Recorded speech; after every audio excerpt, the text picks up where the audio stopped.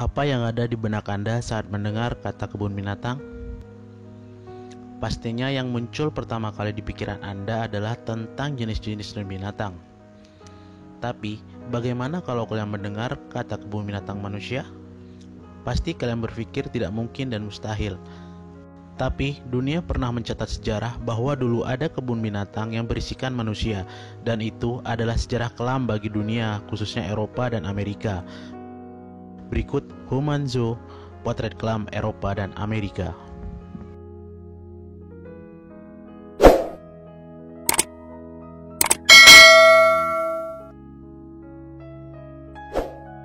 Kapitalisme, rasisme, neo-imperialisme. Kebun binatang manusia di akhir abad 19 hingga awal abad 20 atas nama primitif dan eksotisme. Sejarah dunia adalah sejarah rasisme. Keyakinan itu dipegang oleh banyak pemikir berdasarkan analisis perilaku tak manusiawi orang-orang kulit putih di masa lampau terhadap orang-orang kulit berwarna. Perbudakan adalah manifestasinya yang paling umum. Contoh lain yang barangkali yang belum diketahui orang-orang adalah kebun binatang manusia.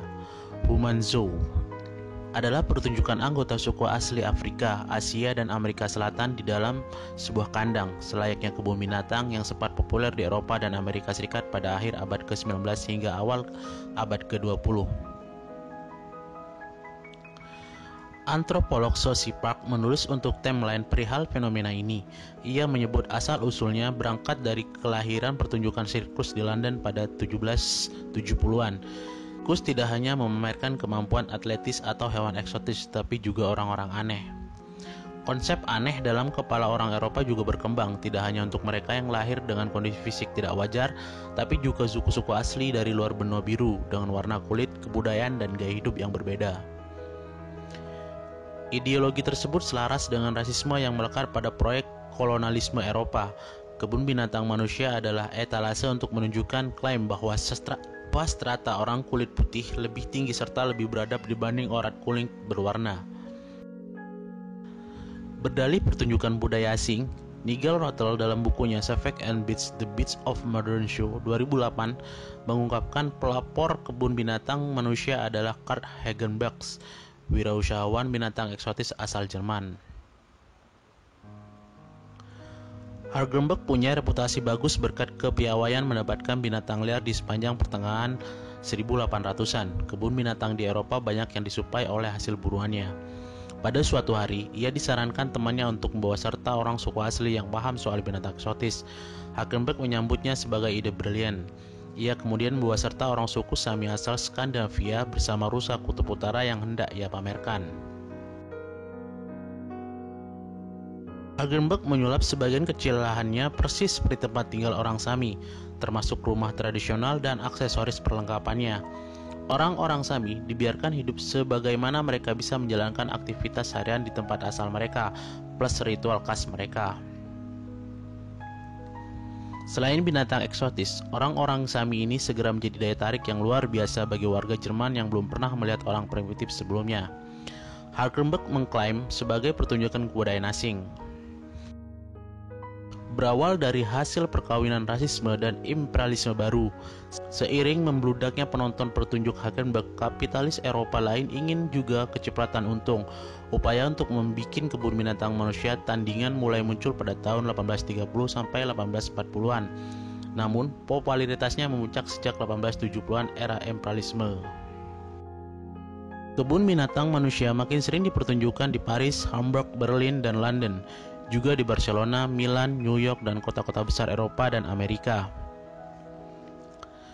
Hagenbeck membawa orang-orang suku asli Samoa dari kawasan Polinesia, suku Nubia dari selatan Mesir, orang yang Inuit yang tinggal di kawasan Antarika, dan manusia-manusia unik dari berbagai belahan dunia yang baru dijumpai orang Eropa. Pesaing Hagenbeck mempertunjukkan kebun binatang yang berisi manusia asli Madagaskar, Senegal, hingga Suriname. Ada pula yang bawa orang-orang pribumi dari wilayah Asia, terutama Sri Lanka, India, dan suku asli di Filipina.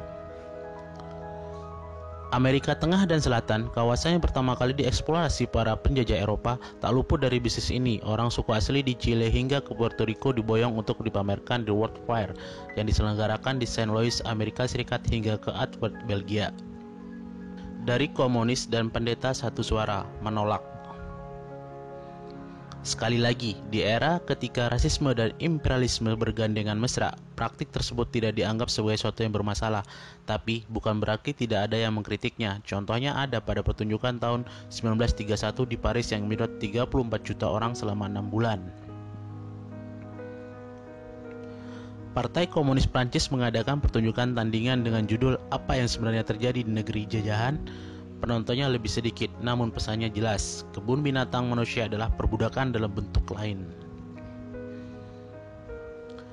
Sejumlah pendeta kulit hitam di New York juga menentang pertunjukan manusia Afrika di kebun binatang Bronx. Pertunjukan itu, kata para pendeta, melukai hati mereka sebab jelas-jelas menyiratkan bahwa benga dan orang kulit hitam lain adalah manusia yang belum selesai berevolusi. Sayangnya, suara mereka minoritas. Benga tetap mengundang lonjakan pengunjung. Demikian laporan New York Times. Merujuk kembali ke catatan Joseph Park, perlakuan tidak manusiawi sudah diterima para anggota suku asli yang dibawa ke Eropa atau Amerika sejak pertemuan pertama. Ada yang dibawa paksa, ada pula yang ditipu dengan janji pendidikan dan kehidupan yang lebih baik. Suku direndahkan secara sistematis. Pengelola kebun binatang menampilkan anggota suku asli Kongo bernama Ota Benga. Benga saat ada yang ikut penjelajah secara sukarela atau dipaksa kondisi ekonomi.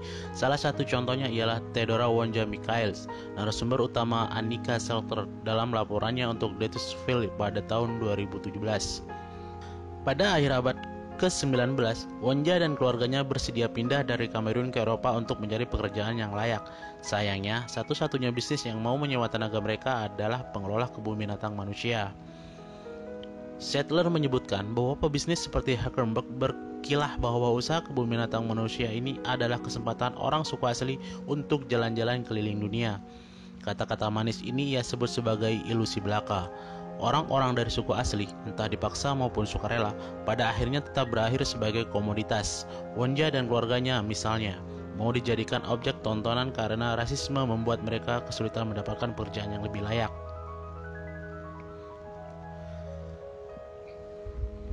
Mereka diperlakukan bak buruh kontrak yang akan ditendang jika sudah tidak diperlukan lagi jasanya. Nasib di luar kebun binatang jauh lebih keras sekaligus tidak menentu. Sebagai anggota suku asli non kulit putih, mereka kesusahan untuk menyesuaikan diri dengan peradaban modern ala barat. Kondisi kesehatan mereka juga memprihatinkan. Saking buruknya, banyak yang meninggal karena sakit keras selama perjalanan memakai kapal. Lainnya meregang nyawa saat baru beberapa bulan atau tahun eksploitasi di Eropa atau Amerika. Popularitas kebun binatang manusia masih terjaga hingga era Perang Dunia Kedua. Faktor penting yang berperan menghapus praktik kebun binatang manusia adalah dekolonisasi negara jajahan yang menjamurnya organisasi kemanusiaan berskala global sejak pertengahan abad ke-20. Sosi menyatakan faktor lain, televisi, kehadiran kotak ajaib secara efektif mampu mengenalkan dunia beserta manusia dan kebudayaan ke masyarakat di benua Eropa dan Amerika Utara.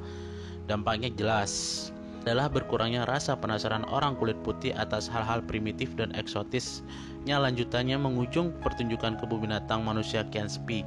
Apalagi suara aktivis anti rasisme makin mengencang. Bisnis rasis itu pun akhirnya kolap dengan sendirinya.